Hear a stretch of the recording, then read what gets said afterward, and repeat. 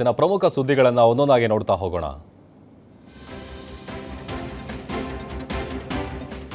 ಕಾಂಗ್ರೆಸ್ನಲ್ಲಿ Muslim fight ಜೋರಾಗಿದೆ. ಇದೇ ವಿಚಾರವಾಗಿ ಇಂದು ಸಿಎಂ ಸಿದ್ದರಾಮಯ್ಯ ನಿವಾಸಕ್ಕೆ ಸತೀಶ್ ಜಾರಕಿಹೊಳಿ ಭೇಟಿ ನೀಡಿದ್ರು. ಮುಸ್ಲಿಂ ನಾಯಕರ ಮೇಲಿನ ಕ್ರಮಕ್ಕೆ ಆಕ್ಷೇಪ ವ್ಯಕ್ತಪಡಿಸಿದ ಸತೀಶ್ ಜಾರಕಿಹೊಳಿ ವಾಲ್ಮೀಕಿ ಮುಸ್ಲಿಂ ಸಮುದಾಯಕ್ಕೆ ತಪ್ಪು ಸಂದೇಶ ಹೋಗುತ್ತೆ ಅಂತ ಹೇಳಿದ್ರು. ಈಗ ಸಿಎಂ ಸಿದ್ದರಾಮಯ್ಯ ಭೇಟಿಯಾಗಿದ್ದು ತೀವ್ರ ಕುತೂಹಲ ಮೂಡಿಸಿದೆ. ಬಳಿಕ ಮಾತನಾಡಿದ ಸತೀಶ್ ಜಾರಕಿಹೊಳಿ ಜಬ್ಬಾರ್ ಅಮಾನತು ವಾಪಸ್ ಪಡೆಯುವ ವಿಚಾರಕ್ಕೆ ಈಗ ನೋಟಿಸ್ ಕೊಟ್ಟು ವಿವರಣೆ ಪಡೆದು ಕ್ರಮ ಕೈಗೊಳ್ಳುವುದು ಸೂಕ್ತ. ಆ ಬಗ್ಗೆ ಡಿಕೆಶಿ ಜೊತೆ ಚರ್ಚೆ ಮಾಡಿದ್ದೀವಿ ಅಂತ ಹೇಳಿದ್ದಾರೆ. ಅಸಮಾಧಾನ ಇದೆ. ಸೊ ಅಸಮಾಧಾನ ದೂರ ಮಾಡಲಿಕ್ಕೆ ನಾವು ಅಧ್ಯಕ್ಷರ ಭೇಟಿಯಾಗಿ ಸರಿಪಡ್ತಂತ ಇದನ್ನ ರಿಕ್ವೆಸ್ಟ್ ಮಾಡಿ. ಸಮಸ್ಯೆ ಇದ್ದೇ ಇರ್ತೈತಿ, ಯಾವುದೇ ಸಮುದಾಯದಲ್ಲಿ ಇದ್ದೇ ಇರ್ತೈತಿ. ಎಲ್ಲಾದ್ರೂ ಸಮಾಧಾನ ಮಾಡ್ಲಿಕ್ಕೆ ಆಗೋಲ್ಲ.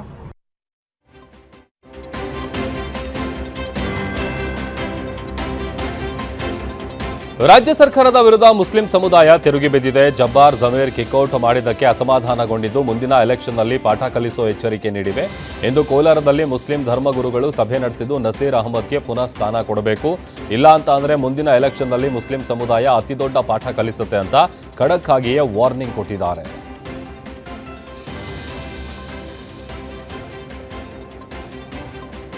ಕಾಂಗ್ರೆಸ್ ಬಿಜೆಪಿ ಮಧ್ಯೆ ನಾರಿ ವಾಗ್ಯುದ್ಧ ಮುಂದುವರೆದಿದೆ. ಮಹಿಳಾ ಮೀಸಲಾತಿ ಬಿಲ್ಗೆ ಸೋಲು ವಿಚಾರಕ್ಕೆ ಪ್ರಧಾನಿ ಮೋದಿ ಡಿಸಿಎಂ ಡಿಕೆ ಶಿವಕುಮಾರ್ ತಿರುಗೇಟನ್ನ ಕೊಟ್ಟಿದ್ದಾರೆ. ಸೋಲುತ್ತೆ ಅಂತ ಗೊತ್ತಿದ್ರು ಮಹಿಳಾ ಮೀಸಲಾತಿ ಬಿಲ್ ತಂದ್ರು, ಪ್ರಜಾಪ್ರಭುತ್ವದಲ್ಲಿ ನಾವೆಲ್ಲ ಪ್ರತಿನಿಧಿಗಳಲ್ವಾ ಅಂತ ಗುಡುಗಿದ್ರು. ಅಲ್ಲದೆ ಮಹಿಳಾ ಮೀಸಲಾತಿ ಅವರೊಬ್ಬರ ಆಸ್ತಿ ಅಲ್ಲ, ದೇಶದ ಆಸ್ತಿ. ಸೋನಿಯಾ ಗಾಂಧಿ ರಾಜ್ಯಸಭೆಯಲ್ಲಿ ಪಾಸ್ ಮಾಡಿದ್ರು, ರಾಜೀವ್ ಗಾಂಧಿ 50% ನೀಡಿದ್ರು ಎಂದ್ರು. ಪ್ರಭುತ್ವದಲ್ಲಿ ನಾವೆಲ್ಲ ಪ್ರತಿನಿಧಿಗಳಲ್ವಾ, ನಮ್ಮ ಪಾರ್ಟಿಯವರಲ್ಲ. ಅವರು ಗೆದ್ದಿಲ್ವ, 240 ಜನ ಗೆದ್ದಿಲ್ವ? ಅವರು ಕರೆದು ಮಾತಾಡಬೇಕಾಯ್ತು. ಯಾಕೆ ಮಾತಾಡಿಲ್ಲ, ಏನ್ ಮಾಡ್ತಾ ಇದೀವಿ ಏನು ಅಂತ ಹೇಳಬೇಕಾಯ್ತು. ಇದೆಲ್ಲ ಚರ್ಚೆ ಮಾಡಿ, ಇದು ಅವರೊಬ್ಬರ ಆಸ್ತಿ ಅಲ್ಲ, ಮಹಿಳಾ ದೇಶದ ಆಸ್ತಿ. ನಾವು ಸೋನಿಯಾ ಗಾಂಧಿ ಅವರು ಇದನ್ನ ರಾಜ್ಯಸಭೆನೇ ಪಾಸ್ ಮಾಡಿದ್ದು. ನಮ್ಮ ರಾಜೀವ್ ಗಾಂಧಿ ಅವರು 50% ಕೊಟ್ಟಿದ್ರು ಲೋಕಲ್ ಬಾಡೀಸ್ ಅಲ್ಲಿ. ಇವತ್ತು ಕೂಡ ನಾವು ಒಪ್ಕೊಳ್ತೀವಿ. ಬಟ್ ನಮ್ನೇನು ಕರೆದು ಮಾಡದೆ ಕ್ಷೇತ್ರಗಳೆಲ್ಲ ಕಟ್ ಮಾಡಿ ಬರೀ ಉತ್ತರ ಭಾರತ ಜಾಸ್ತಿ ಮಾಡಿಕೊಂಡು ದಕ್ಷಿಣ ಭಾರತ ಕಡಿಮೆ ಮಾಡಕ್ ಕೊಟ್ಟಿದ್ರಲ್ಲ, ಇದನ್ನ ಯಾರು ಕೂಡ ಸಹಿಸಲಿಕ್ಕೆ ಸಾಧ್ಯ ಇಲ್ಲ. ಏನು ರಾಹುಲ್ ಗಾಂಧಿ ಅವರು, ಮಲ್ಲಿಕಾರ್ಜುನ್ ಖರ್ಗೆ ಅವರು ಮತ್ತು ಎಲ್ಲ ನಮ್ಮ ದಕ್ಷಿಣ ಭಾರತದ ಇದು ಚೀಫ್ ಮಿನಿಸ್ಟರ್ಗಳು ಏನು ಇದನ್ನು ಪ್ರತಿಭಟನೆ ಮಾಡಿದ್ದಾರೆ, ಹೋರಾಟ ಮಾಡಿದ್ದಾರೆ, ಅದಕ್ಕೆ ಸಿಕ್ಕಂತ ಪ್ರಜಾಪ್ರಭುತ್ವಕ್ಕೆ ಸಿಕ್ಕದಂತ ಒಂದು ದೊಡ್ಡ ಜಯ. ಏನು ಅವಮಾನ ನಮ್ಗಲ್ಲ ಆಗಿರೋದು, ಅವಮಾನ ಆಗಿರೋದು ನಾವೇ ಹೆಣ್ಣುಮಕ್ಕಳ ಪರವಾಗಿ ನಿಂತಿರೋರು ಕಾಂಗ್ರೆಸ್ ಪಾರ್ಟಿ ಮತ್ತು ಇಂಡಿಯಾ ಗ್ರೂಪ್.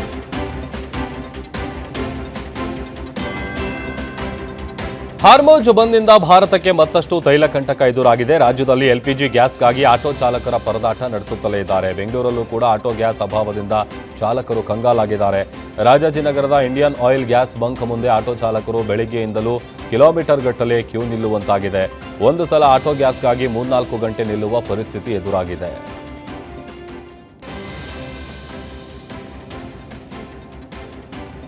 ಇನ್ನು ಕೊಲ್ಲಿ ವಾರ್ನಿಂದ ರಾಜ್ಯದಲ್ಲಿ ಮತ್ತೆ ಗ್ಯಾಸ್ ಗೊಂದಲ ಶುರುವಾಗಿದೆ. ಗೃಹ ಬಳಕೆ ಸಿಲಿಂಡರ್ ಸಿಗದೆ ಜನ ಕಂಗಾಲಾಗಿದ್ದು ಏಜೆನ್ಸಿಗಳ ಮುಂದೆ ಕ್ಯೂ ನಿಂತಿದ್ದಾರೆ. ರಾಯಚೂರಿನಲ್ಲಿ ಕಳೆದ 1 ತಿಂಗಳಿಂದ ಸಿಲಿಂಡರ್ ಸಿಗದೆ ಗ್ರಾಹಕರು ಪರದಾಡ್ತಾ ಇದ್ದಾರೆ. ಸಿಂಧನೂರು ತಾಲೂಕಿನ ಸಾಲಗುಂದ ಗ್ರಾಮದಲ್ಲಿ ರಾತ್ರಿ ಇಡೀ ಗ್ಯಾಸ್ಗಾಗಿ ಕ್ಯೂ ನಿಲ್ಲೋ ಪರಿಸ್ಥಿತಿ ಇದೆ. ರಾತ್ರಿಯಿಂದ ಸುಮಾರು 2,000 ಜನರು ಸಿಲಿಂಡರ್ಗಾಗಿ ಕ್ಯೂ ನಿಂತರೂ ಕೂಡ ಏಜೆನ್ಸಿ ಕಚೇರಿಯನ್ನೇ ತೆರೆದಿಲ್ಲ ಅಂತ ಆಕ್ರೋಶ ವ್ಯಕ್ತವಾಗಿದೆ.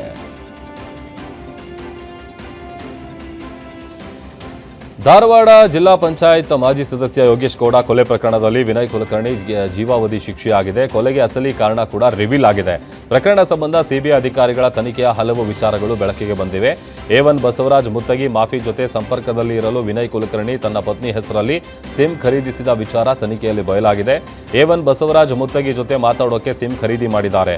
94 ಬಾರಿ ಮುತ್ತಗಿಗೆ ಕರೆ ಮಾಡಿ ಮಾತಾಡಿದ ವಿನಯ್ ಕುಲಕರ್ಣಿ ಕೊಲೆ ಬಳಿಕ 57 ಬಾರಿ ಮುತ್ತಗಿ ಭೇಟಿಯಾಗಿದ್ದಾರೆ ಎಂಬ ಸತ್ಯ ಹೊರಬಿದ್ದಿದೆ.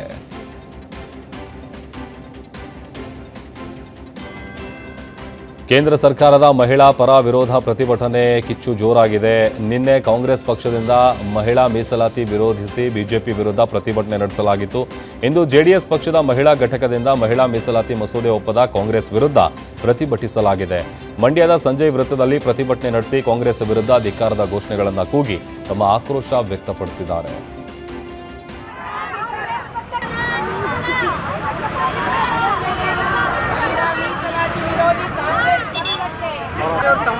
ಇಸ್ವಿಲಿ ನಮ್ಮ ಮೋದಿ ಅವರ ಒಂದು ಸರ್ಕಾರದಲ್ಲಿ 33% ಮಹಿಳೆಯರಿಗೆ ಕೊಡಬೇಕು ಅಂತ ಏನು ಜಾರಿ ತರಬೇಕು ಅಂತೇಳಿ ಅವರು ಮಂಡನೆ ಮಾಡಿದಾಗ ಎಲ್ಲ ವಿರೋಧ ಪಕ್ಷಗಳು ಮೇನ್ ಕಾಂಗ್ರೆಸ್ ಪಕ್ಷದವರು ಏನು ಮೀಸಲಾತಿ ಕೊಡ್ಲಿಲ್ಲ. ಹಾಗಾಗಿ ನಮ್ಗೆ ತುಂಬಾ ಬೇಜಾರಾಗಿದೆ. ಇನ್ ಮುಂದಕ್ಕೆ ಏನೇ ಒಂದು ಈ ತರ 33% ಕೊಡ್ಲಿಲ್ಲ ಅಂದ್ರೆ ಇಡೀ ರಾಜ್ಯದ ಮಹಿಳೆಯರು ಕೂಡ ಇದರಲ್ಲಿ ನಾವು ಉಗ್ರವಾಗಿ ಪ್ರತಿಭಟನೆ ಮಾಡ್ತೀವಿ ಅಂತ ಈ ಒಂದು ಸಂದರ್ಭದಲ್ಲಿ ಹೇಳಕ್ ಇಚ್ಛೆ ಪಡ್ತೀನಿ.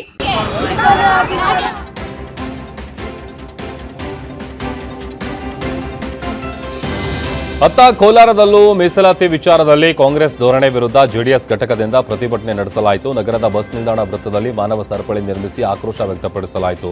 ಜೆಡಿಎಸ್ ಶಾಸಕರಾದ ವೆಂಕಟ ಶಿವರೆಡ್ಡಿ, ಎಂಎಲ್ಸಿ ಗೋವಿಂದರಾಜು, ಸಿಎಂಆರ್ ಶ್ರೀನಾಥ್ ನೇತೃತ್ವದಲ್ಲಿ ಪ್ರತಿಭಟನೆ ನಡೆದಿದ್ದು, ಕಾಂಗ್ರೆಸ್ ಮಹಿಳೆಯರ ವಿರೋಧಿ ಅಂತ ಭಿತ್ತಿಪತ್ರ ಹಿಡಿದು ಮಹಿಳೆಯರು ಪ್ರತಿಭಟನೆ ನಡೆಸಿದ್ದಾರೆ.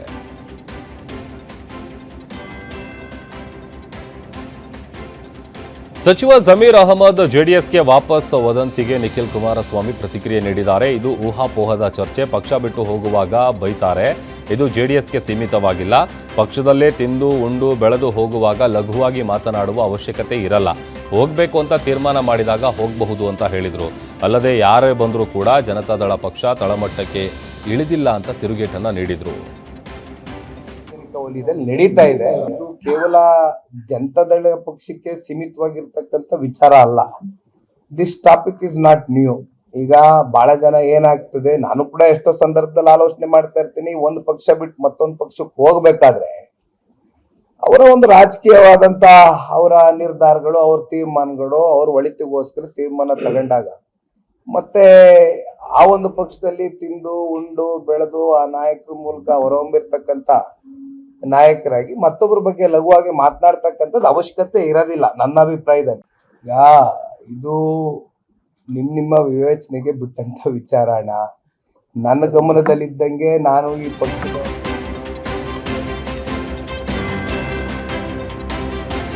ಸಫಾರಿ ವಾಹನದ ಮೇಲೆ ಸಾಕಾನೆ ಅಟ್ಯಾಕ್ ಮಾಡಿದೆ. ಬನ್ನೇರುಘಟ್ಟ ಜೈವಿಕ ಉದ್ಯಾನವನದ ಸಫಾರಿಯಲ್ಲಿ ಸಾಕಾನೆ ದಾಳಿಯಿಂದ ಪ್ರವಾಸಿಗರು ಜಸ್ಟ್ ಮಿಸ್ ಆಗಿದ್ದಾರೆ.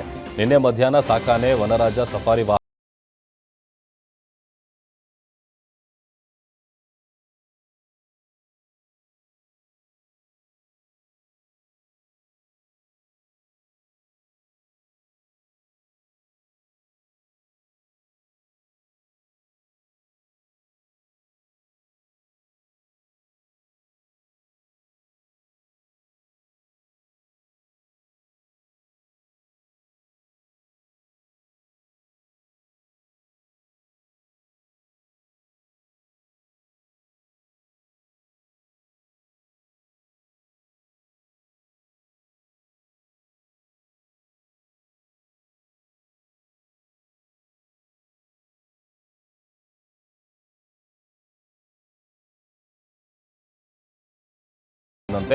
ಈ ವಿಚಾರವನ್ನ ಯುವತಿ ಪೋಷಕರಿಗೆ ತಿಳಿಸಿದ್ದು ಸಲೂನ್ ಬಳಿಯೇ ಹೋಗಿ ಚಪ್ಪಲಿ ಏಟು ಕೊಟ್ಟಿದ್ದಾರೆ. ಹುಬ್ಬಳ್ಳಿ ನಗರದ ವಿದ್ಯಾನಗರ ವ್ಯಾಪ್ತಿಯಲ್ಲಿ ನಡೆದ ಘಟನೆ ತಡವಾಗಿ ಬೆಳಕಿಗೆ ಬಂದಿದ್ದು ಸದ್ಯ ಪೊಲೀಸರು ಆರೋಪಿಯನ್ನು ವಶಕ್ಕೆ ಪಡೆದು ವಿಚಾರಣೆ ನಡೆಸ್ತಾ ಇದ್ದಾರೆ.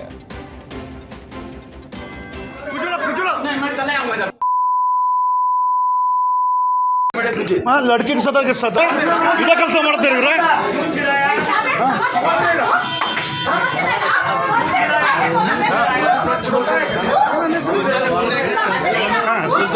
ಫೋನ್ ಕರ ಬಟಾಣ ಬಟಾಣ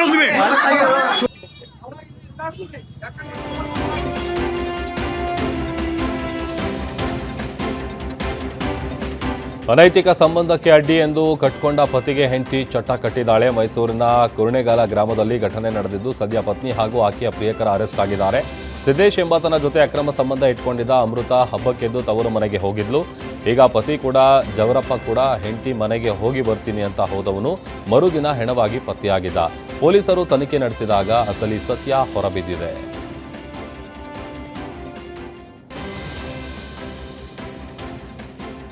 ಲಾರಿ ಚಾಲಕನ ಅಜಾಗರೂಕತೆ ಚಾಲನೆಯಿಂದ ಹೈವೇಯಲ್ಲಿ ಸರಣಿ ಅಪಘಾತ ಸಂಭವಿಸಿದೆ. ಬೈಕ್, ಕಾರು, ಬಸ್ಗೆ ಡಿಕ್ಕಿ ಹೊಡೆದ ಪರಿಣಾಮ 4 ಸಾವನ್ನಪ್ಪಿರೋ ಘಟನೆ ನಡೆದಿದೆ. ಇನ್ನು ಗಾಯಾಳುಗಳನ್ನು ವಿಜಯನಗರ ಜಿಲ್ಲೆಯ ಹೊಸಪೇಟೆ ಸರ್ಕಾರಿ ಆಸ್ಪತ್ರೆಗೆ ರವಾನಿಸಿದ್ದು ಚಿಕಿತ್ಸೆ ಕೊಡಿಸಲಾಗ್ತಾ ಇದೆ.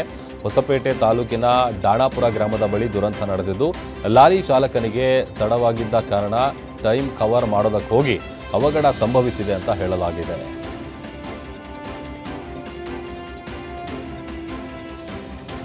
ಕಲಬುರಗಿಯಲ್ಲಿ ನೇಣು ಬಿಗಿದ ಸ್ಥಿತಿಯಲ್ಲಿ ಯುವಕನ ಶವ ಪತ್ತೆಯಾಗಿದೆ. ಕಾಳಗಿ ತಾಲೂಕಿನ ಹುಲಸಗೂಡು ಗ್ರಾಮದ ಜಮೀನಿನಲ್ಲಿ ಸಾವನ್ನಪ್ಪಿದ್ದು ಕೊಲೆ ಮಾಡಿ ನೇಣು ಹಾಕಿದ್ದಾರೆ ಅನ್ನೋ ಶಂಕೆ ವ್ಯಕ್ತವಾಗಿದೆ.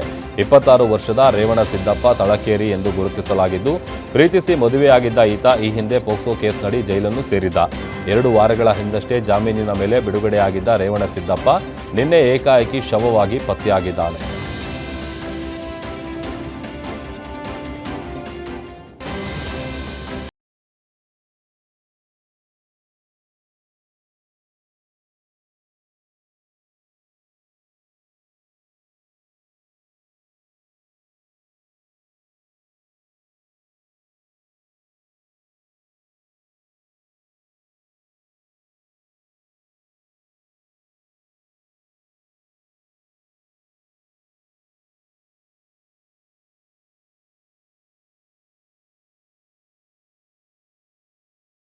ಒಳಗಿದ್ದ ವಸ್ತುಗಳು ಹೊತ್ತಿ ಉರಿದಿದೆ. ಕೂಡಲೇ ಪೀಣ್ಯ ಅಗ್ನಿಶಾಮಕ ದಳದ ಸಿಬ್ಬಂದಿ ಸ್ಥಳಕ್ಕೆ ಧಾವಿಸಿದ್ದು ಬೆಂಕಿ ನಂದಿಸಿದ್ದಾರೆ. ತಮಿಳುನಾಡು ಮೂಲದ ಮುರಳಿ ಎಂಬುವರಿಗೆ ಸೇರಿದ ಗೋಡೌನ್ ಇದಾಗಿದ್ದು ಯಾವುದೇ ರೀತಿಯ ಸಾವು ನೋವುಗಳು ಸಂಭವಿಸಿಲ್ಲ.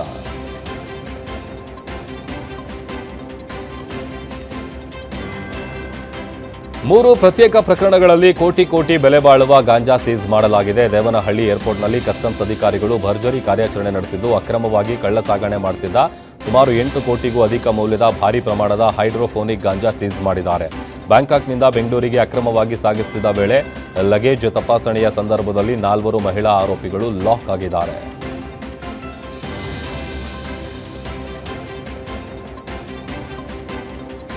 ಮಂಡ್ಯ ಜಿಲ್ಲೆಯಲ್ಲಿ ಭ್ರೂಣಲಿಂಗ ಪತ್ತೆ ಪ್ರಕರಣಗಳು ಬೆಳಕಿಗೆ ಬರುತ್ತಲೇ ಇವೆ. ಕೆಆರ್ಪೇಟೆಯಲ್ಲಿ ಲೋಕಾಯುಕ್ತ ದಾಳಿ ಪರಿಶೀಲನೆ ವೇಳೆ ಸ್ಕ್ಯಾನಿಂಗ್ ಸೆಂಟರ್ಗಳ ಕಳ್ಳ ದಂಧೆ ಬಠ ಬಯಲಾಗಿದೆ. ನಗರದ ನಾವಿ ಹಾಗೂ ಕುಶಾಲ್ ಡಯಾಗ್ನೋಸ್ಟಿಕ್ ಸೆಂಟರ್ನಲ್ಲಿ ದಂಧೆ ನಡೆದಿದ್ದು ಅಪ್ರಾಪ್ತ ಗರ್ಭಿಣಿಯರಿಗೂ ಸ್ಕ್ಯಾನಿಂಗ್ ಮಾಡಿರೋ ಗಂಭೀರ ಆರೋಪ ಕೇಳಿಬಂದಿದೆ. 2018ರ ಸಾಲಿನಿಂದ ಇಲ್ಲಿಯವರೆಗೆ 10,101 ಸ್ಕ್ಯಾನಿಂಗ್ ಮಾಡಿದ್ದು ಇದರಲ್ಲಿ ಕೇವಲ 3,629 ಪ್ರಕರಣ ಮಾತ್ರ ರಿಜಿಸ್ಟರ್ನಲ್ಲಿ ನಮೂದು ಮಾಡಿದ್ದಾರೆ.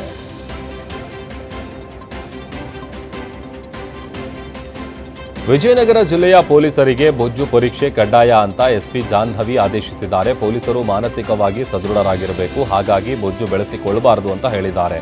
ಆದ್ದರಿಂದ ಶೀಘ್ರದಲ್ಲೇ ಸಿಬ್ಬಂದಿಗೆ ಬಿಎಂಐ ಯಂತ್ರದ ಮೂಲಕ ಬೊಜ್ಜು ಪರೀಕ್ಷೆ ಕಡ್ಡಾಯಕ್ಕೆ ಸೂಚಿಸಲಾಗಿದೆ. ಅಲ್ಲದೆ ಪತಂಜಲಿ ಯೋಗ ಸಮಿತಿಯಿಂದ ಉಪವಿಭಾಗದ ಅಧಿಕಾರಿಗಳಿಗೆ ಮತ್ತು ಸಿಬ್ಬಂದಿಗೆ ಯೋಗ ಶಿಬಿರವನ್ನು ಕೂಡ ಹಮ್ಮಿಕೊಳ್ಳಲಾಗಿದೆ.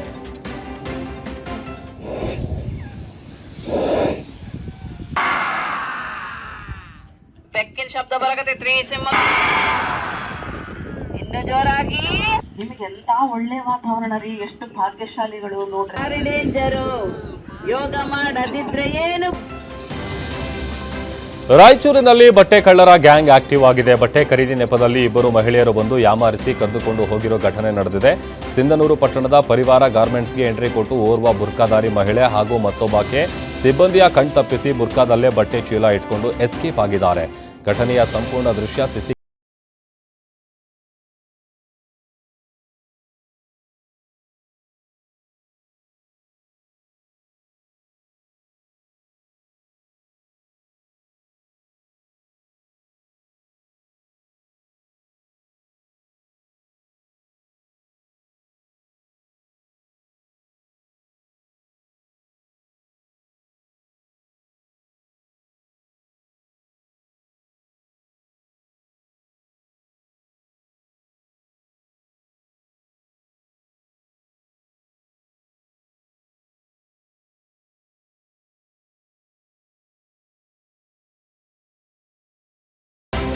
ರಾಜ್ಯದಲ್ಲಿ ಬೈ ಎಲೆಕ್ಷನ್ ಗೊಂದಲ ಜೋರಾಗಿದೆ. ದಾವಣಗೆರೆ ವಿಚಾರವಾಗಿ ಈಗಾಗಲೇ 2ರನ್ನ ಕಿಕ್ಔಟ್ ಮಾಡಿದ್ದು ಬಾಗಲಕೋಟೆ ವಿಚಾರದಲ್ಲೂ ಹಲವರು ಉಚ್ಚಾಟನೆ ಮಾಡಲು ಮುಂದಾಗಿದ್ದಾರೆ. ಕಾಂಗ್ರೆಸ್ ಅಭ್ಯರ್ಥಿ ಉಮೇಶ್ ಮೇಟಿ ವಿರುದ್ಧ ಮತ ಪ್ರಚಾರ ಮಾಡಿರುವ ಆರೋಪದಲ್ಲಿ ಬ್ಲಾಕ್ ಕಾಂಗ್ರೆಸ್ ಅಧ್ಯಕ್ಷರಿಂದ ಜಿಲ್ಲಾ ಕಾಂಗ್ರೆಸ್ ಕಮಿಟಿಗೆ ದೂರು ನೀಡಲಾಗಿದ್ದು ಕಾಂಗ್ರೆಸ್ನ 2 ಪಟ್ಟಣ ಪಂಚಾಯಿತಿ ಸದಸ್ಯರು ಮತ್ತು ಓರ್ವ ಹಿರಿಯ ಮುಖಂಡರನ್ನ 6 ವರ್ಷಗಳ ಕಾಲ ಉಚ್ಚಾಟನೆಗೆ ಶಿಫಾರಸು ಮಾಡಲಾಗಿದೆ.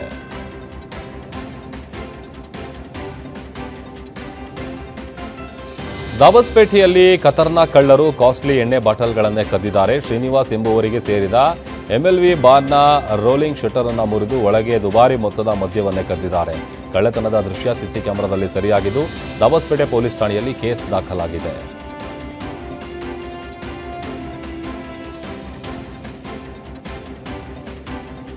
ಮೈಸೂರಿನ ಪಬ್ ಒಂದರಲ್ಲಿ ಗಲಾಟೆಯಾಗಿ ಓರ್ವ ಯುವಕನ ಕೊಲೆಯಾಗಿದೆ. ವಿಜಯನಗರ 2ನೇ ಹಂತದ ಪರ್ಪಲ್ ಹೆಜ್ ರೆಸ್ಟೋರೆಂಟ್ನಲ್ಲಿ ತಡರಾತ್ರಿ ಘಟನೆ ನಡೆದಿದ್ದು ನಿಶಾಂತ್ ಎಂಬಾತ ಕೊಲೆಯಾಗಿದ್ದಾನೆ.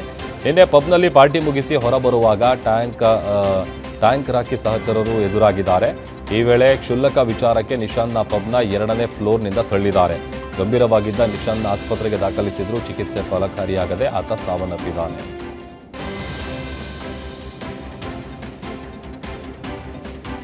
ಬೆಳಗಾವಿಯಲ್ಲಿ ಹ್ಯಾಮರ್ನಿಂದ ಹೊಡೆದು ಹತ್ಯೆಗೆ ಯತ್ನಿಸಿದ್ದ ಕೇಸ್ನಲ್ಲಿ ಗಾಯಾಳು ಚಿಕಿತ್ಸೆ ಫಲಿಸದೆ ಸಾವನ್ನಪ್ಪಿದ್ದಾನೆ. ನಗರದ ದರ್ಬಾರ್ ಗಲ್ಲಿಯಲ್ಲಿ ಫಜಲ್ ದಬೇದಾರ್ ಎಂಬಾತ ಅಂಗಡಿಗೆ ಬಂದಿದ್ದ. ಈ ವೇಳೆ ಫಜಲ್ನ ಯುವಕನೋರ್ವ ಹಿಂಬಾಲಿಸಿಕೊಂಡು ಬಂದು ಮಾರುಕಟ್ಟೆ ಪ್ರದೇಶದಲ್ಲಿ ಹ್ಯಾಮರ್ನಿಂದ ಹಲ್ಲೆ ನಡೆಸಿದ. ಆಗ ಕುಸಿದು ಬಿದ್ದ ಫಜಲ್ಗೆ ಖಾಸಗಿ ಆಸ್ಪತ್ರೆಯಲ್ಲಿ ಚಿಕಿತ್ಸೆ ನೀಡಲಾಗ್ತಿತ್ತು. ಇಂದು ಚಿಕಿತ್ಸೆ ಫಲಕಾರಿಯಾಗದೆ ಫಜಲ್ ಸಾವನ್ನಪ್ಪಿದ್ದು ಆರೋಪಿ ಅಯಾನ್ನನ್ನ ಮಾರ್ಕೆಟ್ ಠಾಣೆ ಪೊಲೀಸರು ಬಂಧಿಸಿದ್ದಾರೆ.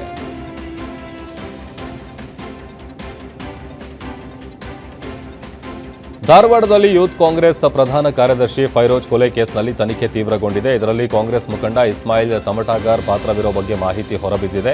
ಈ ಹಿನ್ನೆಲೆ ಇಸ್ಮಾಯಿಲ್ಗಾಗಿ ಪೊಲೀಸರು 4 ತಂಡ ರಚಿಸಿ ಶೋಧ ಕಾರ್ಯ ನಡೆಸಿದ್ದಾರೆ. ಗೋವಾ, ಹೈದರಾಬಾದ್ ಸೇರಿ ಹಲವೆಡೆ ಪೊಲೀಸರ ತಲಾಶ್ ನಡೆಸ್ತಾ ಇದ್ದು, ಪೊಲೀಸರು ಸರ್ಚ್ ವಾರೆಂಟ್ ನೀಡುತ್ತಿದ್ದಂತೆ ವಿದೇಶಕ್ಕೆ ಹಾರಿರುವ ಶಂಕೆ ವ್ಯಕ್ತವಾಗಿದೆ.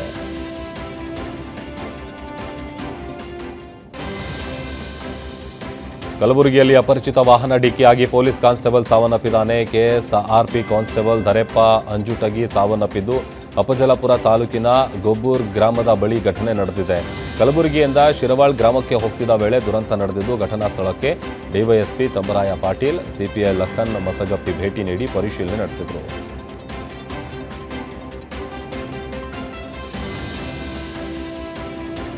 ಕಳೆದ ಕೆಲ ದಿನಗಳಿಂದ ಸಮಸ್ಯೆ ಕಡಿಮೆ ಆಗಿತ್ತು. ಆದರೆ ಇವಾಗ ಮತ್ತೆ ಸಮಸ್ಯೆ ಪ್ರಾರಂಭವಾಗಿದೆ. ಆಟೋ ಗ್ಯಾಸ್ಗಾಗಿ ಚಾಲಕರು ಪರದಾಡುವ ಪರಿಸ್ಥಿತಿ ನಿರ್ಮಾಣ ಆಗಿದೆ. ಆಟೋ ಚಾಲಕರು ಗೊಂದಲಕ್ಕೆ ಒಳಗಾಗುವ ಅವಶ್ಯಕತೆ ಇಲ್ಲ ಎಂದು ಕೇಂದ್ರ ಸರ್ಕಾರ ಹೇಳ್ತಾ ಇದೆ. ಆದರೆ ಗ್ರೌಂಡ್ ಮಟ್ಟದಲ್ಲಿ ಮಾತ್ರ ಪರಿಸ್ಥಿತಿ ಬೇರೆನೇ ರೀತಿ ಇದೆ. ಗ್ಯಾಸ್ ಬಂಕ್ಗಳ ಮುಂದೆ ಆಟೋಗಳು ಕ್ಯೂ ನಿಂತಿದ್ದು, ಕೆಲ ಗ್ಯಾಸ್ ಬಂಕ್ಗಳಲ್ಲಿ ಪ್ರತಿ ಆಟೋಗೆ ನಿಗದಿತ ಗ್ಯಾಸ್ ಮಾತ್ರ ಪೂರೈಕೆ ಮಾಡಲಾಗ್ತಾ ಇದೆ.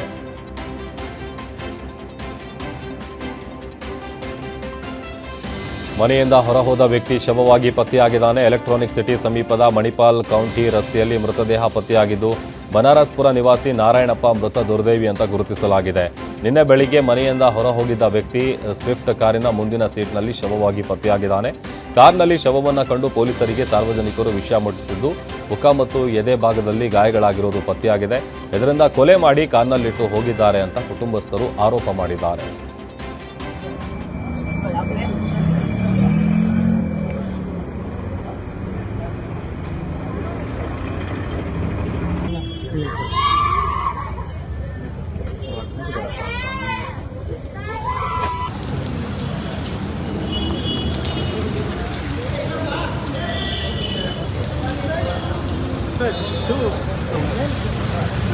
ನಾನು ರಾತ್ರಿ ಎಲ್ಲ ಫೋನ್ ಮಾಡ್ತಾ ಇದ್ದೆ. ತಿರ್ಗಾ ಬೆಳಗ್ಗೆನೂ ಎದ್ದು ಫೋನ್ ಮಾಡೋಷ್ಟೊತ್ತಿಗೆ ಫೋನ್ ಮಾಡಿದೆ, ಅಪ್ಪ ಎಲ್ಲಿದ್ದಾರೆ ಅಂತ ಫೋನ್ ಮಾಡಿದೆ. ಫೋನ್ ಎತ್ತಿಲ್ಲ ಪಪ್ಪ. ಆಮೇಲೆ ನನಗೆ ಅಲ್ಲಿಂದನೇ ಫೋನ್ ಬಂತು, ರಿಟರ್ನ್ ನಮ್ಮಪ್ಪ ಫೋನಿಂದನೇ ಮತ್ತೆ ನನಗೆ ಕಾಲ್ ಬಂತು. ನನಗೆ ಕಾಲ್ ಬಂದವಾಗ 10:17 ಆಗಿತ್ತು. 10:17ರಲ್ಲಿ ನನಗೆ ಪೊಲೀಸವರಿಂದ ಫೋನ್ ಬಂತು. ನಾನು ಕೇಳಿದೆ, ಏನಾಗಿದೆ ಏನು ಅಂತ ಕೇಳಿದ್ದಕ್ಕೆ, ಅಪ್ಪ ಕೈ ಕೊಡಿ, ನಾನು ಮಾತಾಡಬೇಕು ಅಂತಂದರೆ, ಇಲ್ಲ ನಿಮ್ಮಪ್ಪ ಇವಾಗ ಮಾತಾಡೋ ಪರಿಸ್ಥಿತಿಯಲ್ಲಿ ಇಲ್ಲ, ಏನಾಗಿದೆ, ಎಲ್ಲಿರೋದು, ನಿಮ್ಮ ಅಡ್ರೆಸ್ಸು ಲೊಕೇಶನ್ ಎಲ್ಲ ಅವ್ರು ತಿಳ್ಕೊಂಡು ಪೊಲೀಸವರು. ನಾನು ಈ ಥರ ಸ್ಟ್ಯಾಚ್ಯೂ, ಅಂಬೇಡ್ಕರ್ ಸ್ಟ್ಯಾಚ್ಯೂ ಎಲ್ಲಮ್ಮ ದೇವಸ್ಥಾನದ ಹತ್ರನೇ ಇರೋದು ನಾವು ಅಂತ. ಸರಿ, ನಿಮ್ಮಪ್ಪ ಹೆಸರು ಏನು, ನಿಮ್ಮಪ್ಪ ಏಜ್ ಏನು ಅಂತ ಎಲ್ಲ ಕೇಳಿಕೊಂಡು, ಆಮೇಲೆ ಸರಿ ಆಯಿತು, ಅಣ್ಣ ತಮ್ಮಂದಿರು ಯಾರಾದರೂ ಇದ್ದಾರಾ ಅಂತ ಹೇಳಿದ್ರು. ನಾನೇ ದೊಡ್ಡವಳು ರೂಪ ಅಂತ ಹೇಳಿದೆ. ಸರಿ ಆಯಿತು, ಗಂಡಸರು ಯಾರಾದರೂ ಇದ್ದರೆ ಅವ್ರಿಗೆ ಫೋನ್ ಮಾಡಿದರೆ ಅಷ್ಟೊತ್ತಿಗೆ ನಾನು ನನ್ನ ಮೈದೂರು ಫೋನ್ ರಿಪೋರ್ಟ್ ಇಲ್ಲ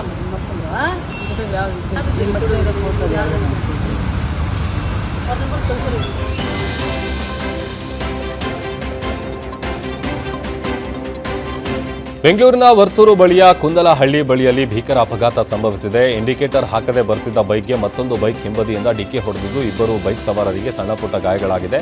ರಸ್ತೆಯಲ್ಲಿ ಸ್ಪೀಡ್ ಬ್ರೇಕರ್ ಇಲ್ಲದಿರೋದೇ ಘಟನೆಗೆ ಕಾರಣ ಎನ್ನಲಾಗಿದೆ.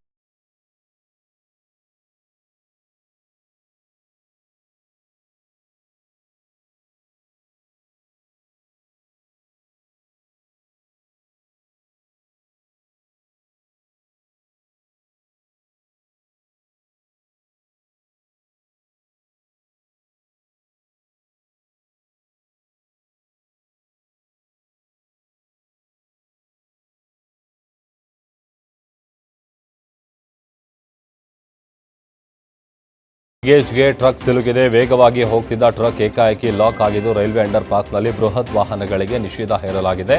ಬೃಹತ್ ವಾಹನಗಳು ಪ್ರವೇಶಿಸದಂತೆ ಕಬ್ಬಿಣದ ಗೇಟ್ ಅಳವಡಿಕೆ ಮಾಡಲಾಗಿದೆ. ಟೈರ್ಗಳಿಂದ ಗಾಳಿ ಬಿಟ್ಟು ಸಿಲುಕಿರುವ ಟ್ರಕ್ ಬಿಡಿಸಲು ಚಾಲಕ ಹರಸಾಹಸ ಪಡುವಂತಾಗಿದೆ.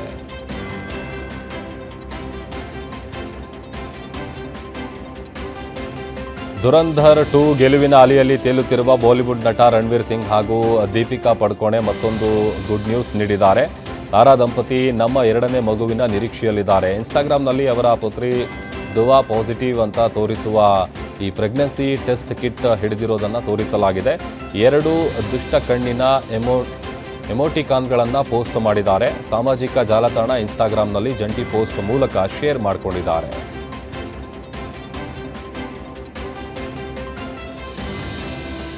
ಹರ್ಮೋಜ್ ಆಯಿತು, ಈಗ ಮತ್ತೊಂದು ಜಲಸಂಧಿ ಬಂದ್ ಮಾಡಲಾಗಿದೆ. ಯೆಮನ್ ದೇಶದ ಹೌತಿ ಉಗ್ರರಿಂದ ಅಮೆರಿಕ ಇಸ್ರೇಲ್ಗೆ ಬೆದರಿಕೆ ಹಾಕಲಾಗಿದೆ. ಇರಾನ್ ಬೆಂಬಲಿತ ಪ್ರಾಕ್ಸಿ ಉಗ್ರ ಸಂಘಟನೆ ಹೌತಿ ಉಗ್ರರು ಅಮೆರಿಕ ಬಾಬ್ ಅಲ್ ಮಂದೇಬ್ ಜಲಸಂಧಿ ಮುಚ್ಚುವಂತೆ ಅತಿದೊಡ್ಡ ವಾರ್ನಿಂಗ್ ಕೊಟ್ಟಿದ್ದಾರೆ.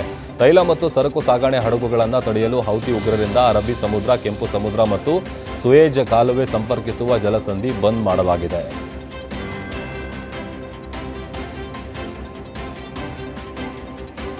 ಅಮೆರಿಕ ಇರಾನ್ ಮಧ್ಯೆ ಮತ್ತೆ ಯುದ್ಧದ ಭೀತಿ ಶುರುವಾಗಿದೆ. ಇರಾನ್ ಮತ್ತೊಮ್ಮೆ ಹಾರ್ಮೋಜ್ ಜಲಸಂಧಿ ಬಂದ್ ಮಾಡಿದೆ. ಭಾರತ ಮತ್ತು ಬ್ರಿಟನ್ ದೇಶಗಳ ಹಡಗುಗಳ ಮೇಲೆ ಗುಂಡಿನ ದಾಳಿ ನಡೆಸಿದೆ. ಹೀಗಾಗಿ ಇರಾನ್ ನಡೆಗೆ ಅಮೆರಿಕ ತೀವ್ರ ಆಕ್ರೋಶ ವ್ಯಕ್ತಪಡಿಸಿದ್ದು, ಇರಾನ್ ಒಪ್ಪಂದಕ್ಕೆ ಬರೆದಿದ್ರೆ ಮತ್ತೆ ಬಾಂಬ್ ದಾಳಿ ನಡೆಸುವ ಬೆದರಿಕೆ ಹಾಕಿದೆ. ಒಪ್ಪಂದ ಅಂತಿಮ ಆಗುವವರೆಗೆ ಹಾರ್ಮೋಜ್ನಲ್ಲಿ ಇರಾನ್ಗೆ ನಿರ್ಬಂಧ ಹೇರಲಾಗಿದ್ದು, ಇರಾನ್ ವಿರುದ್ಧ ಅಮೆರಿಕ ಒತ್ತಡ ತಂತ್ರವನ್ನು ಮುಂದುವರೆಸಿದೆ.